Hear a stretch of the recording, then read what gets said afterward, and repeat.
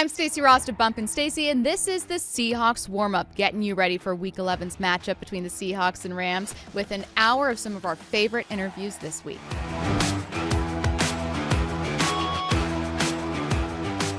Colin Cowherd joining us right now, of course. Good morning, Colin. How are you? I am good. Just off a train in Chicago and ready to roll today. What's going on? If Seattle were a stock, Colin, a Super Bowl stock, would you buy? Yeah, I mean, Darnold hasn't proven in those late January games. Last year he kind of folded a little bit. Wasn't all his fault. I think the story of Seattle, and I'm not sure if this answers your question, but, Pete and John Snyder were in a bad place a few years ago, a really bad place. And Snyder almost left, I think, 5 years ago to run Detroit, came back. John's always been, along with Brett Veach, Howie Roseman, Jason Light down in Tampa. John's one of the great talent evaluators in the NFL and has been for a long time. But when Paul Allen died, there was a power void upstairs, and Pete was popular, and he won a Super Bowl. And the truth is, now it's John's team. It's John's vision. It's John's personnel choices. Well, I've said the last 2 years, and I always worry about saying this on the air because everybody knows I'm from the Northwest, I think the Seahawks have had the best draft the last 2 years. And when I say that, everybody's like, oh, you're a homer. And I'm like, no, I grew up more Husky fan than Seahawk fan, more Mariner fan than Seahawk fan. Love Jim Zorn, but I was a baseball kid and a college football guy. I think Snyder's brilliant. I tell my audience all the time, turn the sound down and just lean into watching them play. It's the fastest team in the league. I like everything about it. And I think it's now John's blueprint, his coach, his quarterback. And I don't know if they're a Super Bowl team. I think the Rams are really good. And I think Philadelphia's just got a great roster. But they're better than San Francisco. I think I'm going to take them this week against the Rams. I think they're in a 5 or 6 group team that for the next 5 years is an absolute buy. And I think Sam Darnold is better than maybe any quarterback in this college class except Mendoza. I think if Mendoza was available in the first round, John Snyder may grab that and sit him for a year. But I think Sam's a really West Coast kid, good kid, coachable, tough. It's a great – Seahawks fans are lucky. They've got it going now. So what are you learning? You talked about Darnold there. He's one of a couple of these kind of reclamation project quarterbacks around the league with Baker and Daniel Jones and some others. What are you learning about the NFL from the reclamation quarterbacks? A lot of good offensive coaches that it didn't used to be. There used to be about 4 of them in the league, and they were all head coaches. Now you hire a CEO, and there's dozens of, Sean McVay-ish kind of guys. There's one in, the guy in Carolina now, and the guy in Jacksonville. There's a lot of sharp guys. And so that gives guys like Baker and it gives guys like Sam, there's just more great coaches out there.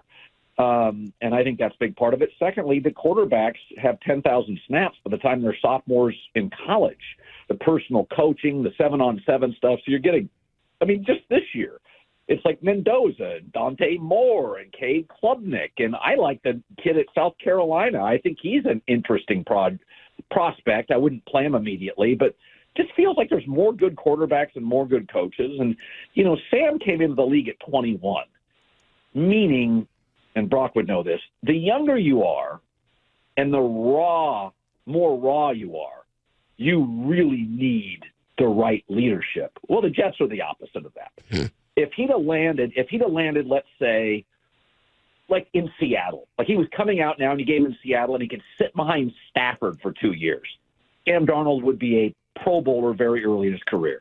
He went to the dysfunctional Jets. And it's just like life. As our kids are younger, 15, 16, 17, 18, it's why having a good, strong mom and dad matters. The younger you are, the more guidance you need, the more support you need. I'm old now. I can get a bad boss and burrow through it, right? It's just like, Brady went to Tampa. He didn't get along with Arians. He still won a Super Bowl. But in Tom's early years, the Charlie Weisses and Then Josh McDaniel, it really matters. It's why parents are so important, especially for young boys who have all that testosterone. They make bad decisions. Sam's 21. He goes to a dysfunctional place. He's trying to figure out he had a bad college coach. He's trying to figure out the sport. It just didn't work. But the smart guys, Kevin O'Connell, Shanahan, they always liked him. So where will the Seahawks be on Colin Cowherd's power rankings this week? 1 or 2. I'm going to go in about 5 minutes, and I have all my homework in front of me. There'll be 1 or 2 with the Rams. So I that's what they feel like to me. It's fun. I think they're not only good. I think they're a fun watch. It's JSN and Sam Darnold, and they're fast, and they go get Rashid Shaheed, and they just got a lot of speed, and they're aggressive defensively, and it's so great in the NFL when you can have your quarterback and your head coach, and they're both pretty young. They're both in their prime. It's such a great place to be in the NFL, and there's about 7 of those in the whole league. Andy Reid's great, but he's probably got 2 more years to coach. He's getting older. You know what I mean? It's the only chance to win a Super Bowl is when you have a coach in his prime and a quarterback in his prime, and hopefully you have a really good deal-making GM. Like Howie Roseman goes out and gets Phillips. You watched him last night against the Packers. It's like, oh, yeah, that's going to work. He's absolutely going to make them better again.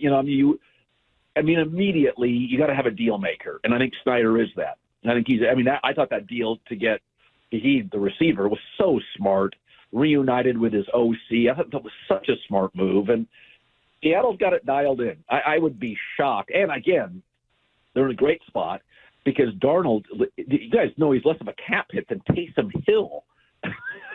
They got a 3rd-round pick for Geno. He's less of a cap hit than Taysom Hill.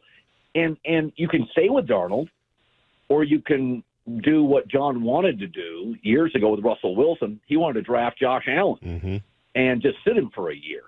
And I think I could see Seattle, but I think Mendoza's going to go number 1. But I could see him taking a quarterback in the first couple rounds here and just saying, listen, you're going to sit behind Sam Darnold for 2 years. Because that, Brock, as you know, and Mike, that's ideally what you want to do.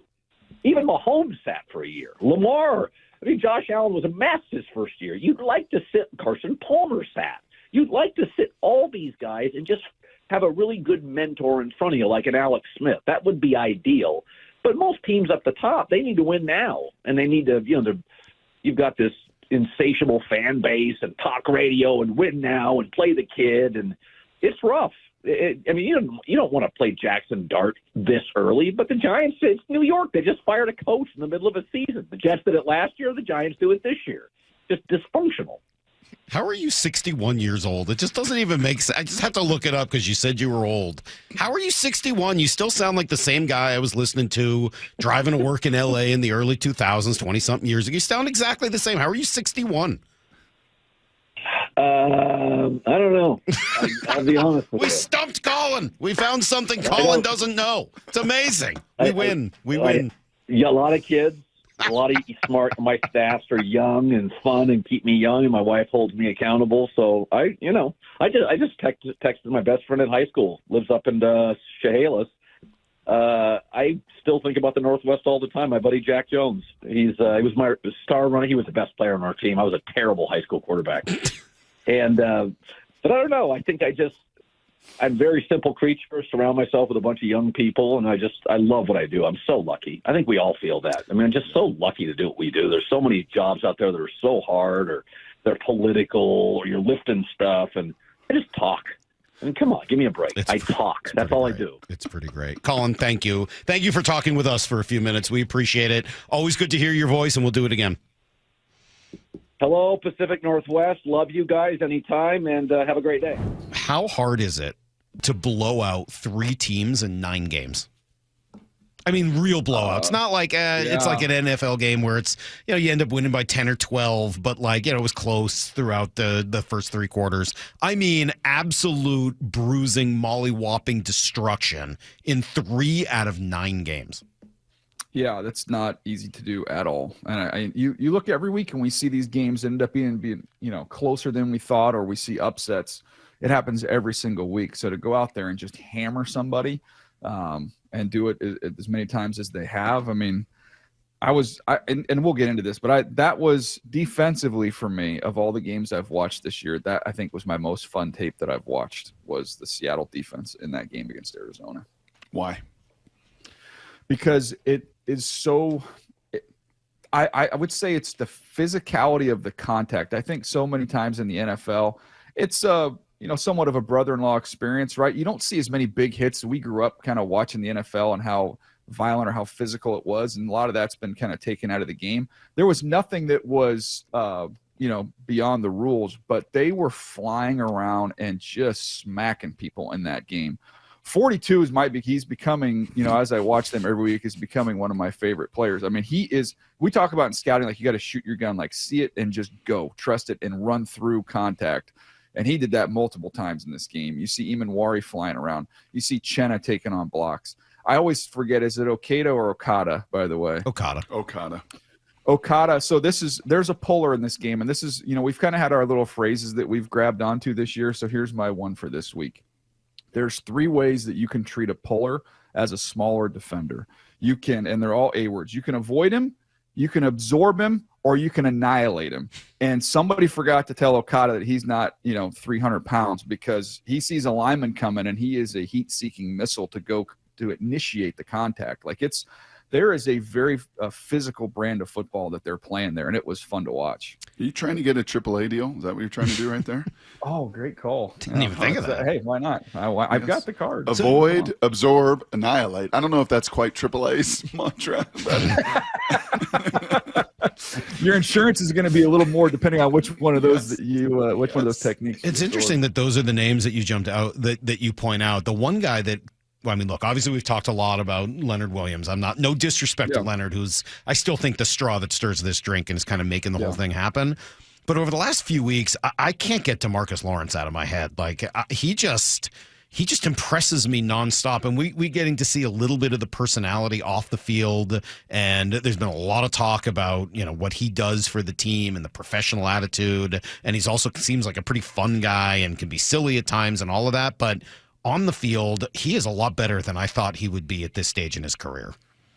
Yeah, and I know anytime 48 finishes his lunch, and if he leaves a little food on the plate, I know that he's going to come clean the rest of it right up, because that's what he got to do in that game, is just the right Johnny on the spot, right man, right place, right time on those 2 touchdowns. But there's a physicality he plays with. I didn't think it was singular to him, though. When I watched that whole front, they all played with a heavy-handedness, a physicality. And we'll get to this game this week, but both these teams play very similarly with how firm they are. So why do you think that? I mean, like, every team in the NFL talks about playing physically. Every single team talks about using their heavy hands and bringing all of that. I mean, every team talks about it, and for the most part, every team should have guys that are capable of that. Are the Seahawks more physically talented? Are they playing harder? Are they more attuned to, like, why would they be doing more of that than other teams? I don't think it's a mistake that if you were to look at the physical teams defensively, that you would find a direct correlation to the amount of depth that they have on that defense. I think they roll guys through. I think they keep them fresh. I think they know they don't have to put a governor on how they play because they're going to be rolling guys in and out. And the Rams have a lot of depth. The Seahawks have a ton of depth. When Philly's rolling, Philly has a ton of depth. They're rolling. They have an alpha unit and a Bravo unit. They run full hockey changes out there. And so the guys are freed up to play as fast and full throttle on every single snap. I think there is that's a component. I don't know that it's discussed enough, is that the depth of your front, how valuable that is. I love that. Essentially what you're saying is they're playing hockey, not soccer. Mm-hmm. Right? Yeah. I mean, like, you play as hard as you can for one shift in hockey for 45 seconds to a minute versus, 90 minutes of just kind of messing around and flopping on the ground when you play soccer. And, like, I would rather have my football team play as hard as they can on every snap than take a few off knowing that third down is going to be bigger. Like, no, bring in somebody else for that down. Yeah, I talk to Harbaugh every week down here with the Chargers, and one of his things he's always talking about, and obviously you can draw the connection and the through line there with Seattle, is that he hates the word marathon associated with football. He said that there is nothing about it that's a marathon. This is a sprint. Every play is a sprint. Every game is a sprint. The season is a sprint. Like, there's no pacing yourself. It's you're going hard. And one of the reasons you can do that is because you have guys you can roll through there. He always talks about the first 3 steps of every snap. You know, whatever position you play, like, there has to be a conviction and a firmness with your first 3 steps, and an aggressiveness to it. And I think, man, when you know that you don't have to do that for 65, 70 plays as a defensive front player, that's a huge advantage. Is he and the rest of this Seahawks team, are they built to try to stop this Rams team?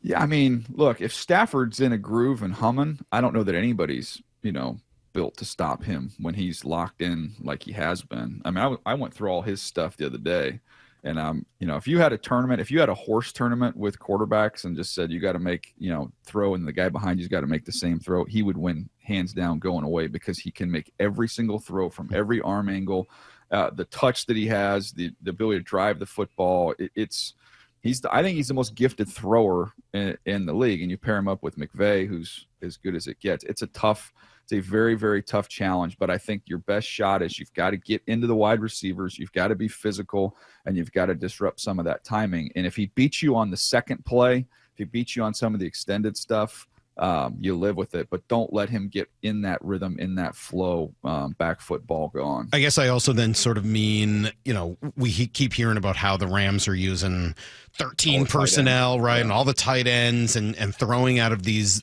big, heavy position groups, not unlike what the Seahawks have done. Are the Seahawks, with guys like Eamon and a few others, not just him, and then the ability to get to the passer with just 4, is that the antidote for that kind of an offense? It's always going to be that. If you can stop the run with less, that's going to be the key. And I think they have as good a shot of anybody to do that, because of not only the point of attack players they have, but again, to reference where we were earlier, keeping those guys fresh and rolling them through. I don't think they have to load up to stop the run, maybe as much as some other teams might have to. But then on the other side of it, what will the Rams do? Because we keep hearing, the Seahawks are throwing out a heavy personnel, and that's where the explosive plays come from. And Sheil Kapati was on the station yesterday saying that as well. At some point, aren't teams going to say, all right, well, we're going to have to shut down this explosive passing game, so you're going to have to run on us? Will the Seahawks be able to do that if that's the direction the Rams go? Yeah, I think you're going to kind of see more of that, which is, what's happened. And I'm sure you've talked to a bazillion folks.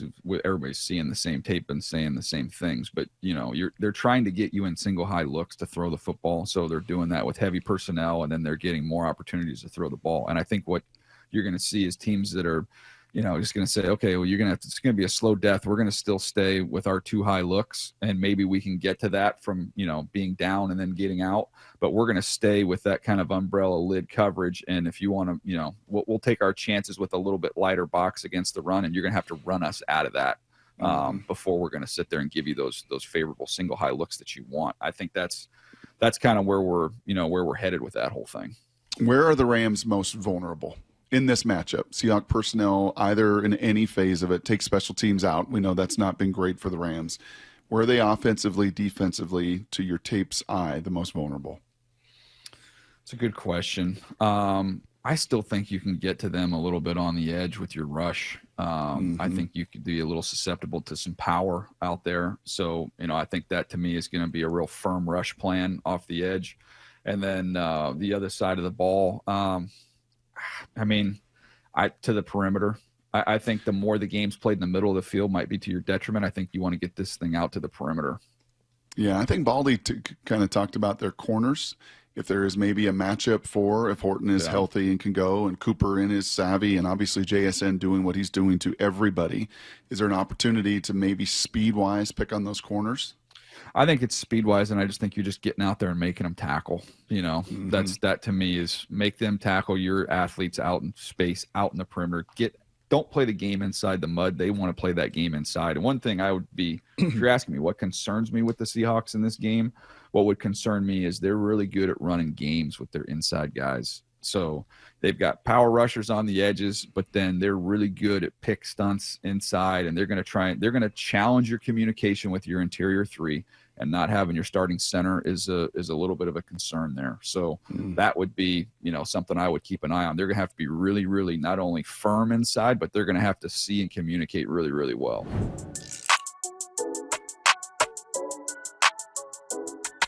At what point are you maybe looking at this team through the lens of this could be a season similar to what we've seen in years past when this team's really going?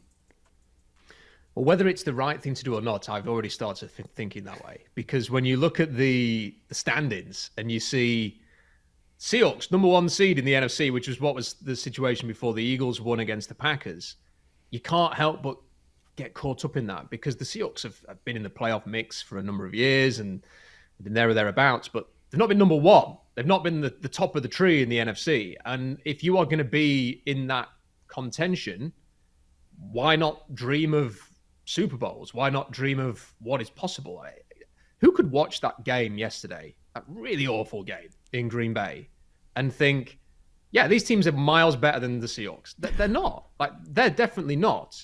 So the Niners are so injured. The Lions, really good at the best, beatable when they're not at the best. It feels as if I think the whole of the NFL is going to be looking at this game against the Rams and thinking, we're going to find out who the NFC favorites are this weekend. And I just would love the Seahawks to go and win this game because the Eagles made a bit of a statement just by, not by the performance, but just by beating Green Bay in Green Bay. And the Bills made a bit of a statement when they beat the Chiefs, albeit then getting hammered by the Dolphins the following week. If the Seahawks could go and win against the Rams in LA, they would be declaring to the whole of the world, we mean business. We can be in the Super Bowl this year.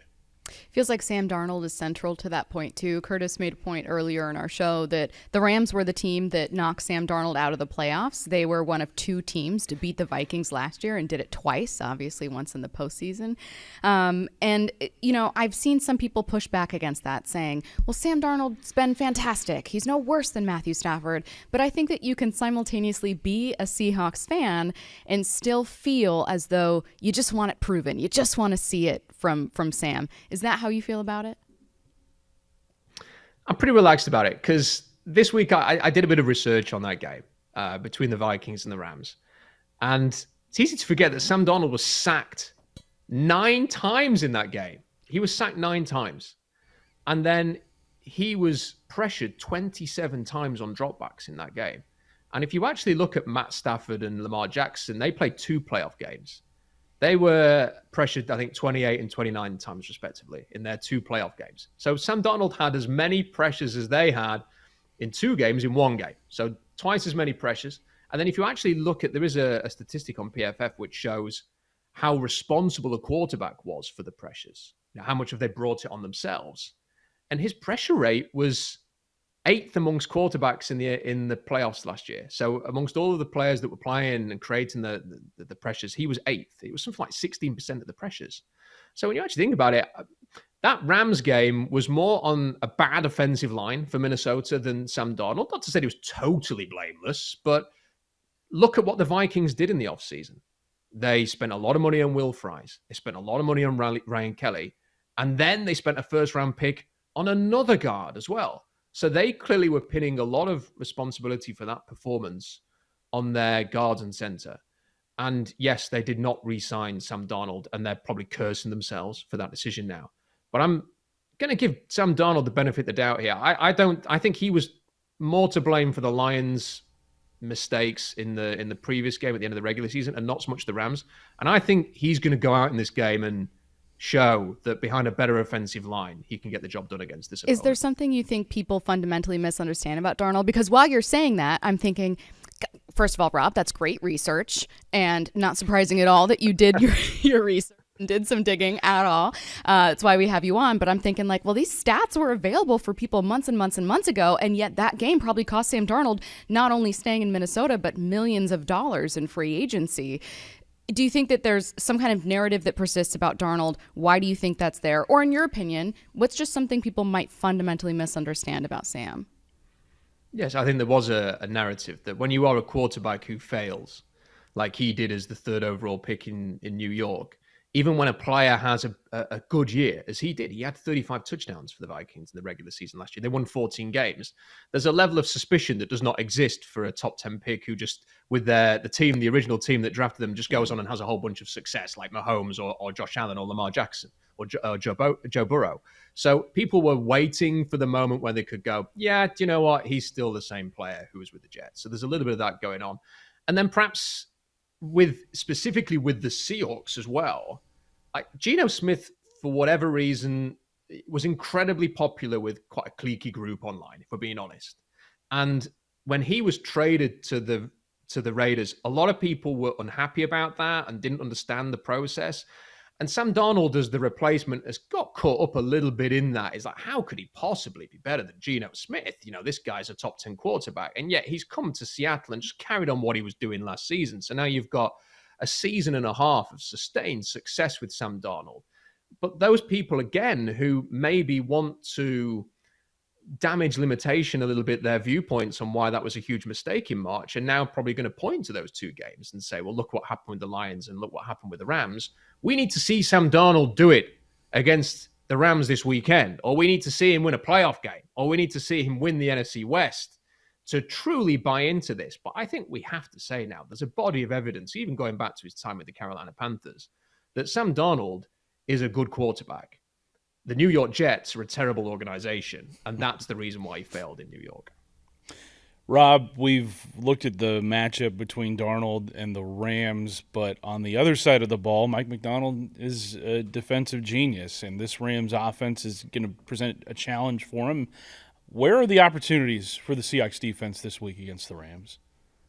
I think the big opportunity is to show they can cover a tight end. That'd be quite nice, because you better believe that the Rams are going to go after that. I mean, Trey McBride had the freedom of Seattle last weekend. Now, it didn't really matter because the game was over. And, as somebody who has Trey McBride in 3 of my fantasy teams, I was happy that they were very generous with the yards and the touchdown that they allowed him to have. But they're going to have to get an angle on that. Like, this is not the first time it has happened. So this is an opportunity now to sort of work out a plan, because you look at what Stafford was doing with the tight ends in the last game against the Niners. Like, he will attack that area. They will get those quick passes out to the tight ends. That is, if you are going to be creative with your pressures, but not do it with blitzing, which tends to be Seattle's modus operandi, then they're going to find those quick passes, and it is often going to be involved to the tight end. So that's the big opportunity. I think the other thing you've got to do is you've got to get that early pressure. Like, Stafford is a player who, if you allow him the time to sit in the pocket, he is going to make big plays. He's going to find Devontae Adams. He's going to find Puka Nacua, as well as those tight ends. You have got to get to the quarterback. And the other thing the Seahawks are going to have to do is they're going to have to create a bit of scoreboard pressure themselves. They are going to have to score some points and put pressure on this Rams team. I think it's a fascinating game. And you've got an offensive genius in Sean McVay. You've got a defensive genius in Mike Macdonald. You can't ask for anything more. This is the perfect game to have this weekend, and all eyes are going to be on this game. And I just hope that the Seahawks come out with a win in the end, because that is what, I mean, look, just imagine what next week is going to be like if the Seahawks win this game. Like, the euphoria amongst the fans, the national and international attention the Seahawks are going to get if they win this game. It's going to be something that's going to have people wondering what is possible for the rest of the year. Well, think about the rest of the year, too. I mean, the hardest opponents remaining on the schedule would be in back-to-back weeks with the Colts, I think, on a Sunday, and then the Rams on a Thursday, right? So in that short week, you have those two opponents. Other than that, you still have to play the Titans. The Vikings are on your schedule. The Falcons are on your schedule. I'm not saying that either of those two previous teams, maybe not the Titans, but I'm not saying that either of those two teams can't give a team headaches, on a good day. But outside of Indy, which has suddenly sprouted some questions, still a very good team, and the Rams, who we know are a very good team, there's a world where Curtis and I were talking about it. Seattle could finish with 12 wins, 12 plus wins. It's very possible. And the worst thing about the NFL is that just as you start to sort of project that kind of thing, right, it can sort of pop you on the nose. Like, mistake. who knows? Who knows what injuries are a big thing in the NFL. Like, often it is who is the healthiest good team going into the playoffs that will have the best chance, and that's what the Seahawks have to hope happens. Touch wood, there's not going to be any sort of significant injuries. They've had some recently, so hopefully there's not going to be any more of that. But they need to stay healthy, and as I mentioned, this is the weirdest NFL season I can remember. Like, it is such a unique season that the Super Bowl favorites are currently 5-4. You know, they're not a lock to make the playoffs. I mean, they probably are because of Patrick Mahomes and Andy Reid. But when's the last time a 5-4 team with the Super Bowl favorites after at this stage of the season? And anything can happen. Like the Seahawks could beat the Rams and lose to the Titans. Like that's just, you have to be careful with sort of overlooking these teams. That's what the Bills presumably did against the Dolphins. But the chance is there, isn't it? The chance is there. If we've seen it, you know, Seattle has only ever been to the Super Bowl when they've been the number one seed in the NFC. And although maybe that will be different this year because they are road warriors, you know, they can go and win on the road to the extent that they've shown so far. Maybe it would even benefit them not to have the number one seed for that, to be able to go on the road and win some of these games. But if they can get up to 12, 13 wins, they're going to be one of the teams to watch. And I just think it's been a long time since you've been afforded the opportunity to think this team could have a serious playoff run. Not just get there and then be losing the wild card respectively. To get there and to be a team that can do some damage. And it'd be a great thought if in the next few weeks they could confirm. I'm Mina. I was just listening to the latest Mina Kime show featuring Lenny with Benjamin Solak. And you guys, as part of that, previewing Week 11, obviously looking at this big game for the Seahawks, wanted to ask you a few questions about your takeaways, starting with your guys' conversation about the Rams using 11 personnel. And you said Seattle matches 12 and 13 personnel with base defense at the lowest rate in the NFL. Why, and how do they get away with it? Really a testament to how good they've been in nickel, particularly big nickel with, you know, Amenwari out there. Typically, when a team puts multiple tight ends on the field, or backs, but in the Rams' case, it would be tight ends, and you respond by playing with lighter bodies, they're able to run it on you. And that's, we alluded to kind of Sean McVay talking about that in the interview that he did with J.D. Long. But problem for them is Seattle is very unique in their ability to put quote-unquote lighter bodies on the field and stop the run. 3.3 yards per carry versus multiple tight end sets out of those looks. So it's almost like this defense right now was built in a lab to handle what the Rams have been doing with that 13 personnel. And because of that, you know, as Ben and I were discussing, we wonder if maybe they'll actually go away from that and just put the receivers on the field. Feels like Nick is the reason why, or a big part of why they're able to do this. What is it about his game that you like? And is there anyone else out there in the NFL that kind of resembles what he does? You know, he's such a unique athlete, and obviously that was known ahead of the draft because of what he did at the Combine, and all you got to do is watch him play. The combination of speed and strength is really rare. But, you know, I'll say, as much as I love the pick for Seattle, I thought there would be more of an adjustment just watching him on tape, South Carolina, sometimes in terms of like angles and missed tackles here and there. But what amazes me so much watching him on the field is he's just almost always in the right position. There's like an understanding of his role in the defense that I think speaks to just how well it's being taught in Seattle, right, by McDonald. And I know he's got, you know, the Dirty, I think his name is, and some of the other defensive coaches on that staff. As far as who he reminds me of, you know, Kyle Hamilton is brought up a lot, I think, especially given that speed size combo, and obviously McDonald coming from Baltimore. And I think that's fair. But, like, you know, against the run, I mean, geez, you're thinking about, like, some of the better run-defending nickels in the league, DeJean being one of them, also that comes to mind, and he really does play like him out there. What's the opportunity for Seattle against the Rams? I guess what I'm ultimately asking is if there's a Rams weakness. And then how much faith do you have in this defense against Matthew Stafford, who's having an MVP-caliber season? I think there's two things that jump out. I do not think there's a corner right now who can handle Jackson Smith and Jigba. I think they know that, so I suspect we're going to see a lot of, you know, bracket coverage on JSN, so there'll be opportunities for Shaheed. This is why you go get Shaheed. But I also expect Chris Shula, their defensive coordinator, to basically beg Seattle to run the ball in this game. I think they're going to see a lot of light boxes, a lot of split safety shells. Defensively, it's the combination of scheme and talent.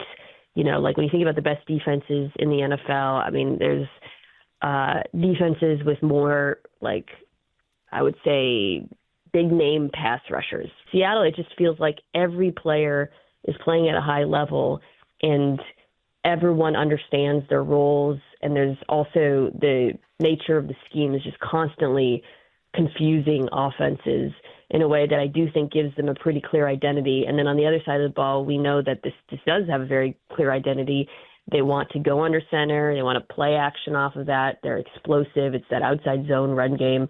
And, you know, they've also benefited from playing with leads a lot of the time as well. So I think going into this game, that to me makes the coaching battle between these two sides, on both sides of the ball, by the way, really fascinating, because you could argue both of these coaching staffs are at the top of their games, and it'll be interesting to see if anyone changes some of those tendencies to sort of disrupt them. At the end of last year and then coming into this season, this offensive line was considered like bottom 5 in the league, right? And you get this Kubiak offense, and you feel like they were going to get better just because of the scheme. That was going to help them out too. But they've been playing some decent ball. I mean, only giving up 10 sacks, and Sam Darnold has a lot to do with that. He's elusive. Obviously, the play action, all that good stuff. But how much has this offensive line improved to you? They've improved a lot. The scheme helps, but also, you know, the players that they've added to me. You know, last year, you know, I thought Cross was pretty much the only player you could really count on the offensive line, especially in pass protection. But now you add, obviously, their first-round draft pick, Ray Zabel. You know, people forget Abe Lucas missed most of the season, so right tackle was just a major problem for Seattle. And so, you know, people point to Bradford a lot, but like when you reduce the number of potential weaknesses to just one, maybe two at times, you're solving a lot of your issues for sure, especially in a scheme like an outside zone where you're kind of so much on the line to work together as a unit almost. So I think it's a combination of the players and the scheme, but also, again, you know, like getting to play with leads, not having to play catch up a lot of the time. That helps too. It's complementary football. I think they benefit from what's happening on the other side of the ball greatly. I don't think Mike Macdonald is going to win Coach of the Year. But that being said, what he's done is absolutely amazing, and it's the consistency with which he's done it going from Baltimore to Seattle. Yeah. If there was a case to make for him, what one could you make? Yeah, I mean, if this ends up being the best team in football, which is absolutely on the table, you know, we don't usually reward that, especially, you know, it's usually, Coach of the Year is usually a turnaround award, but that's certainly a 2-year turnaround. I mean, what he's done with this defense, exactly what he did with Baltimore, it's not just taking a unit that was playing at a bottom 5 level before he arrived and making them average. He turned it into the best defense in the NFL by many metrics, just like he did in Baltimore. I do not think that can be overemphasized enough. And yeah, they've added players for sure, but it's just a top to bottom revamp. It's just such an unbelievable turn of fate. So I think he deserves a ton of credit for that, as well as obviously the decisions in terms of coaching hires, moving on quickly, the players they've added have helped. But I think he's been remarkable and deserves a ton of credit for what's happening in Seattle. Let's go into both, coaches' meeting rooms and break down the priority. If you are the Rams, what's priority number one to stop the Seahawks? And if you are the Seahawks, what's priority number one to stop the Rams? For the Rams, priority number one is to stop the explosive pass and to get Seattle to run the ball, and then you try to stop it. But I think that, like I said, that's going to be their goal, just given that Seattle's been pretty inconsistent there. And then for Seattle, in addition to running the ball, if they do that, I would say the thing you want to do is stop explosive plays in the passing game. I would say, though, more so pressure Matthew Stafford is really, really important in this one.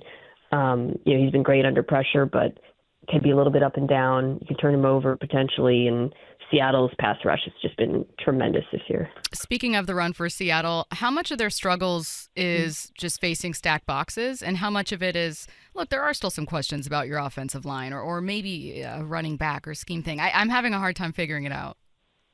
Yeah, I think it's more of the latter than the stacked boxes, because I don't have the numbers in front of me, but even when they do run into light boxes, it's still not as good as it could be, in terms of consistency. I think it's mostly it's blocking, to be honest. But it seems like it's getting better as the year goes along, so it seems to be trending in the right direction. a benefit of having you here, not only understanding plenty about the entirety of the league, but understanding plenty about the history of Seattle, is that you have a general feel for what a dominant Seattle team feels like and what a less dominant one feels like. How does this one compare? We were trying to figure this out the other day. Bump mentioned like this is the most dominant team he can think of in probably a decade. What about you? Yeah, definitely since the prime Legion of Boom era. I think about like the early Legion of Boom years where I would say maybe like Russell Wilson's second year was when, they were just putting up like 50 burgers weeks in a row. You remember that? And people were like, is Pete Carroll doing too much? Funny in retrospect. But like, the defense was dominant, but so was the offense at that time. I mean, they just felt like they could score on anyone. But I mentioned this on my pod. The feeling I get, this offense is great, but I'd like to see them. I think this is going to be a really good test. The defense, to me, I feel like it's reminiscent. I mean, obviously this is a test too, and people point to the Bucs game, but you guys know half of the defense was missing for that game.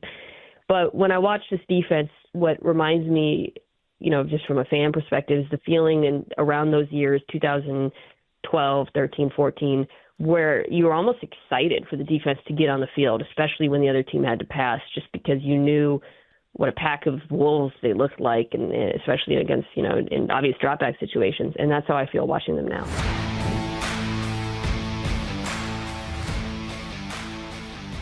Mark, I know you've had the chance to meet Mike Macdonald and interact with John Schneider a good amount. What stands out to you about those two guys and what they've been able to do with, backups on defense? They have a number of injuries on defense. What stands out about, I guess, what Macdonald's been able to do with plugging and playing guys in and them thriving in these situations? Yeah, I think there's one, everybody is coached, and everybody is coached to be disciplined. And and he said it to me in the meeting I had with him. I forget which game we were coming off of, but it was the Jacksonville game. And he had said, listen, man, our tackling was atrocious. And essentially I told the guys, if you don't tackle, if you do it that way, if you're diving at people's ankles, you will not play for me.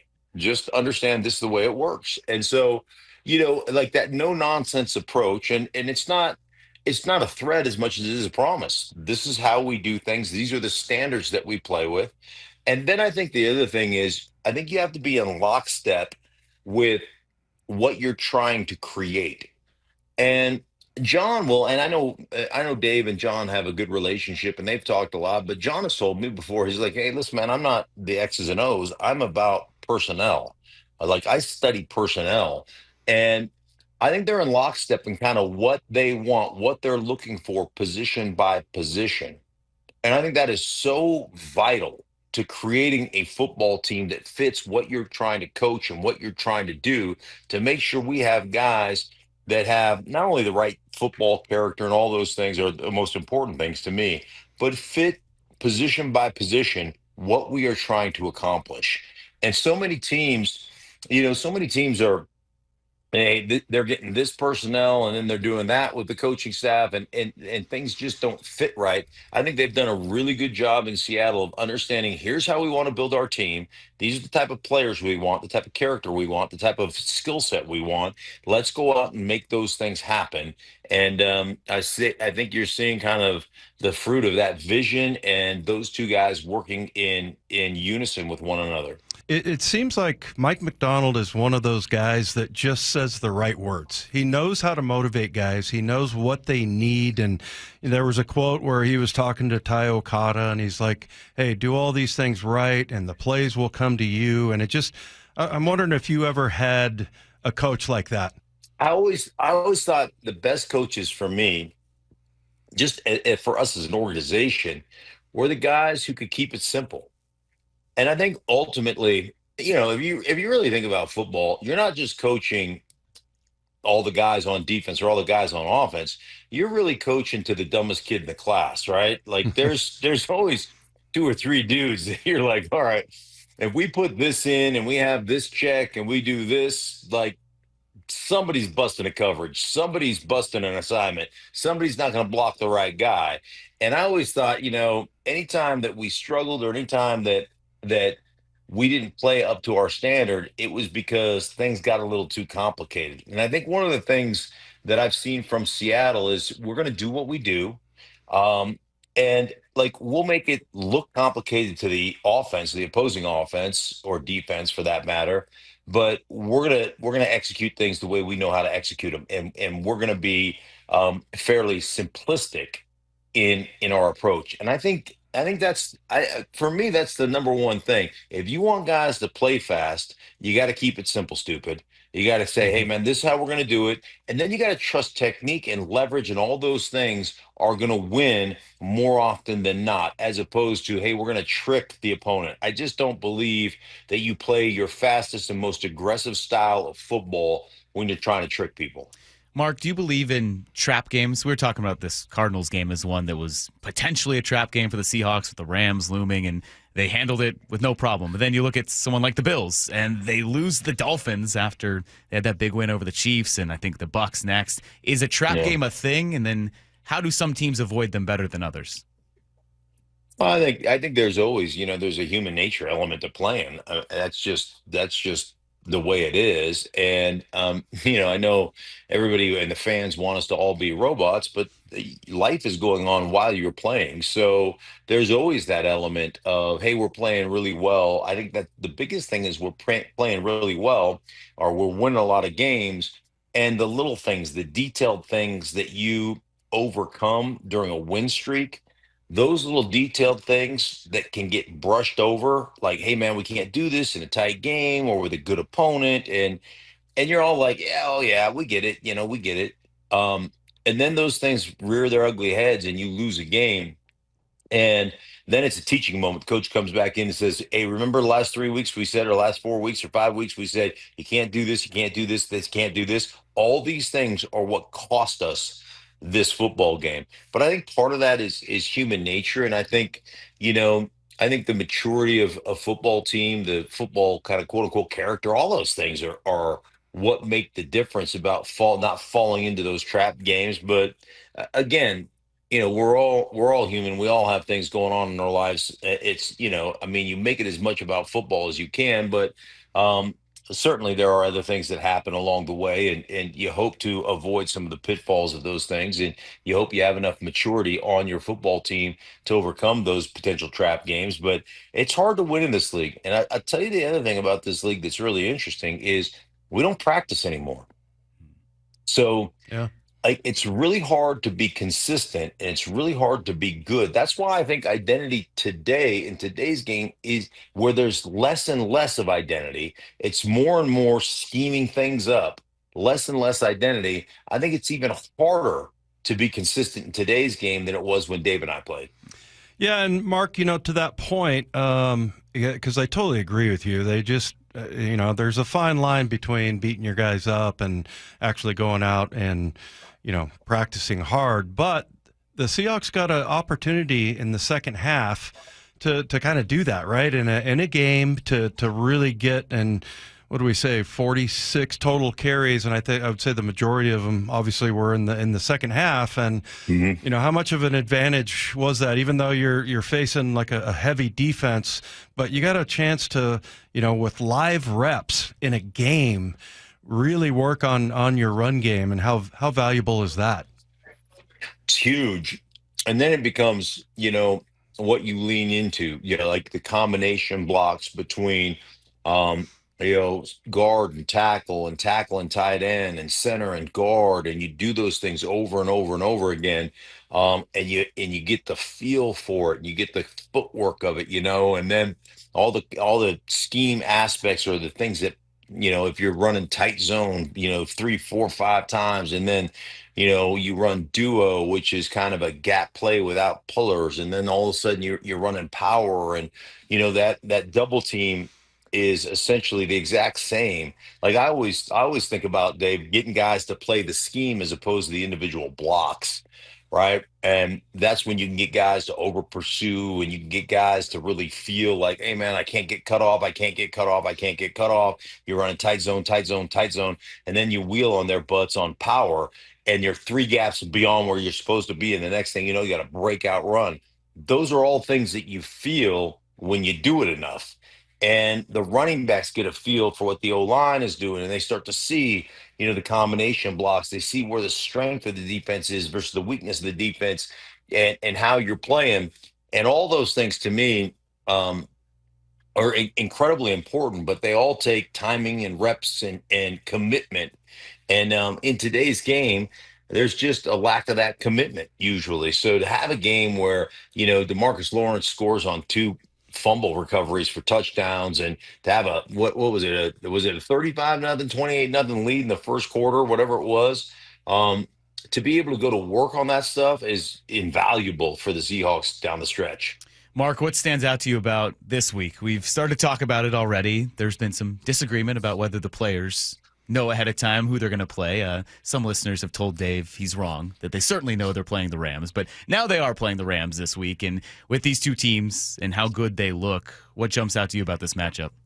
I think one of the things that makes the Rams, obviously Stafford's playing really good. They've got a really good defensive front seven. They can really get after the quarterback. They can really get after the pass rush. So that run game is going to be imperative. I think what makes them the most unique team for me that I've watched, and I think they're the best team in the NFC right now, is the amount of 2-3 tight end formations they run and how they make the defense, put the defense in a bind, because all their tight ends, when you watch them, they're all about 6'5". They're all probably about 245, 250. They can all run. They can all block. They can block in the passing game as well. In a day and age, where football fans are like, I don't need a tight end to block as long as he can run routes and be, exposed linebackers in coverage. And I'm like, you guys don't understand how football works. All their tight ends will block people, and it makes it so difficult. Dave will tell you, you get into 2 tight ends or 3 tight ends, man, you're in heavy personnel. And all of a sudden they say, okay, now we're going to throw the ball out of this. And they're running their tight end, on your big hog molly linebacker.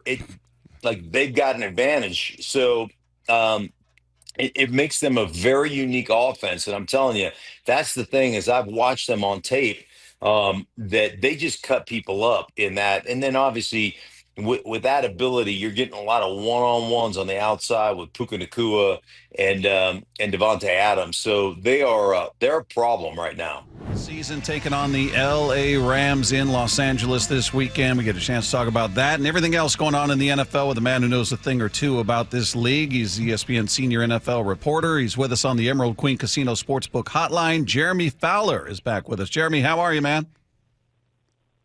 Hey, I'm doing great. How are you? We're doing great. Appreciate you taking the time as always. And I love talking to the national voices out there and getting their perspective on the Seahawks team and just comparing what your expectations and feelings were about this team before they took a snap in even the preseason to where they are now. How different are things compared to what you thought, perhaps? Well, certainly I knew that they would be an improving team this year, but they are blowing that out of the water, and they have become a real contender and somebody that I could see knocking off everybody in the NFC at this point. It's funny, a couple weeks ago I was gathering for a story on a look at the midseason, who's going to make a run in the second half, who's going to win the division. And I kept hearing from coaches that have played Seattle, it's like, just watch out for Seattle. I mean, they're dangerous. You can't run the ball on them effectively. I heard that multiple times.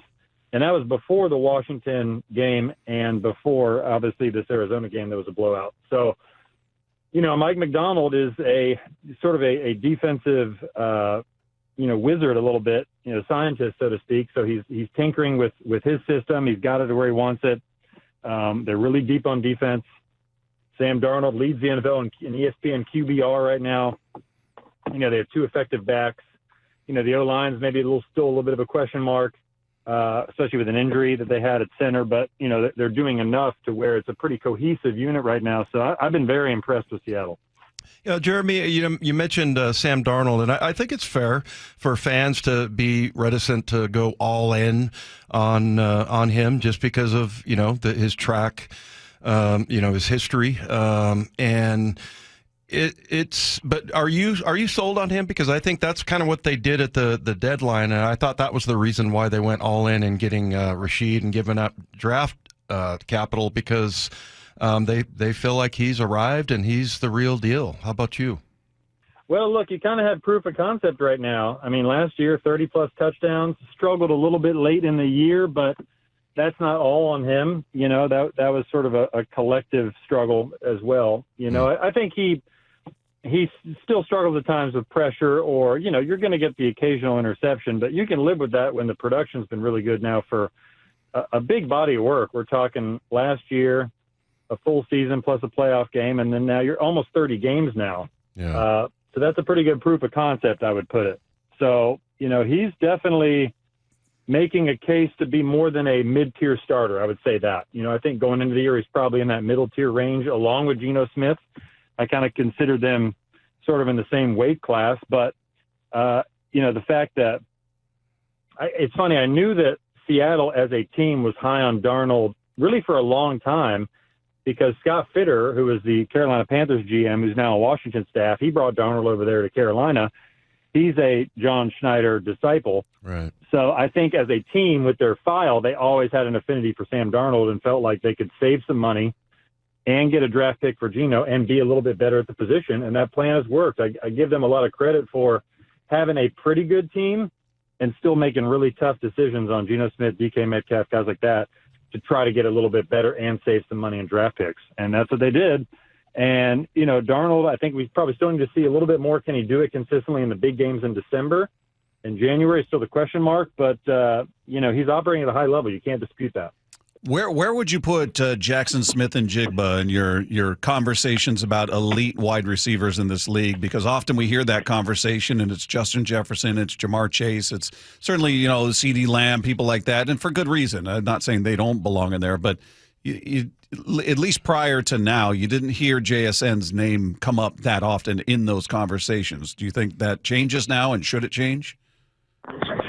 It does, and it should change, yes. You know, it's funny, in the summer, I do like a top 10 series, each position, but I rank them through execs and coaches and scouts. And, you know, JSN got some votes, but he didn't have a lot of traction to crack the top 10, and I definitely expect that to change. There's so many good receivers. I don't know if I put him in the top 5 yet, but he's making a case for it. He's definitely in the top 10 somewhere.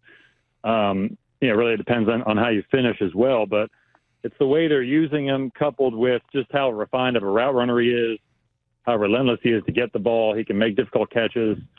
So, you know, he doesn't have the big-time size, but that's okay. He makes up for it in toughness and everything else. So he certainly is he's definitely a top 10 wide receiver. There's no question about that, and he's making a strong case for the top 5. And he's still got a lot of great guys out there. Jamar Chase, you know, Puka Nacua is making a case, Justin Jefferson, guys like that. But he's in there for sure.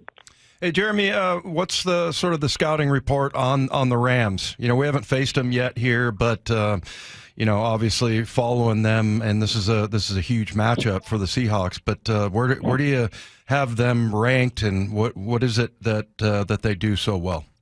Well, the Rams are a team that, I mean, I would put their offense up against anybody right now. You know, it's one of those things where they have the quarterback that can win different ways. You know, some teams have a really good quarterback in a system and is operating it well, and you know they can win with the running game and play action, right? But if you ask him to do everything or to carry the passing game, it might be tough. Where Stafford can do it all. You know, if you need him to carry the game, he can. If you need him to run on play action, he can. If you need him to make the wow throw, he can. You know, he's doing it all at the moment, and you know they can run the ball effectively with Kyron Williams and Blake Corum. The offensive line's good enough. You know, they have 2 elite receivers, so you're never out of a game. You can always manufacture offense. Probably the best play caller in the NFL, and Sean McVay. And, oh, by the way, they exhausted a bunch of resources in the front 7 defensively to where they're really stout up there. And on the back end, they do enough. You know, they have good versatility. They don't have any star players on the back end, but they're good. So, you know, I really like the Rams. If I were to do a power ranking, I definitely like them in my top 3 or 4. For sure. You know, Seattle's probably somewhere around there knocking on the door. Detroit, you know, Philly's still probably up there, a few others. But I really like where LA sits, and this will be a litmus test for them on Sunday for sure. Yeah, this is a big one. As you look at both these teams, are there holes with each that you think, all right, if this could be the downfall for the Rams if they don't fix this, or this could be the downfall for the Seahawks if they don't address that? How do you see, I guess, maybe the weaknesses of each team going into this? That's a good question. You know, O-line play is always something that has to stand the test of time late in the season. and they're probably an injury away at those spots. I don't love the depth on either side really, offensively, but on the O-line, but they're getting it done. I think the system that they're in with Clint Kubiak in Seattle, McVay in LA, they can mask not having like elite O-line play. And so that helps. But, that's a position where you always worry a little bit. I got to say, defensively, Seattle, I just like the way they stack up. They're so deep right now. Corner's been a bit of an issue, I would say, in part because of injury and, the Tariq Woolen questions of whether he's a fit for Mike McDonald. But it looks like he's settled in, and he had a good game the other day. And he's in a free agency year, so he's got about 8 or 9 games where he needs to show and prove. So corner is a question for them, I still think. But if Tariq Woolen can play up his potential, then you really have something. So both secondaries, I would say, still probably need a little bit of help. But, man, like Seattle, you look at Nick Worry coming on as a star, and he's just one of several guys that can run and hit on that back end. So even if they're like a corner short, they make up for it with just everything else they have. Jeremy, what's been the biggest surprise to you in the NFL, just in general? Over the weekend, I saw, Miami beat Buffalo. The Jets actually won a game after trading away all their players. But what's been the biggest surprise? So, the biggest surprise, I would say, Baltimore's still a surprise that they're sitting with a losing record, 1-5 start. That was shocking to me. This is a team that I picked to go to the Super Bowl and win it, So they have some vast improvements they really need to make. And, Buffalo, a little bit of a surprise right now. I didn't see that Miami loss coming. Yeah. They just don't have a lot of firepower at wide receiver. Defense hasn't quite looked like itself, So I'd like to see a little bit more there. This is a team that needs to contend, and it has a window to do it now. So they didn't make a move at the trade deadline. And, probably – if you're a Buffalo fan, makes you a little nervous as whether you have enough offensively, And then I would say Denver's a surprise at 8-2. I knew they were going to be a good team, but they're probably a little better than I thought overall, being able to win games despite an offense that's been really up and down. And Bo Nix has showed some regression in spots. I was at that Denver game Thursday night, and the locker room was very open about their struggles and where they had to go as a team offensively, and they're not getting it done. So the fact that they're 8-2 is probably a mild surprise despite a dominant defense. Jeremy Fowler, ESPN senior NFL reporter, has been our guest here with Wyman and Bob. Jeremy, as always, great stuff. We really appreciate you taking the time, and hopefully we get a chance to talk again down the road. All right. Thanks so much.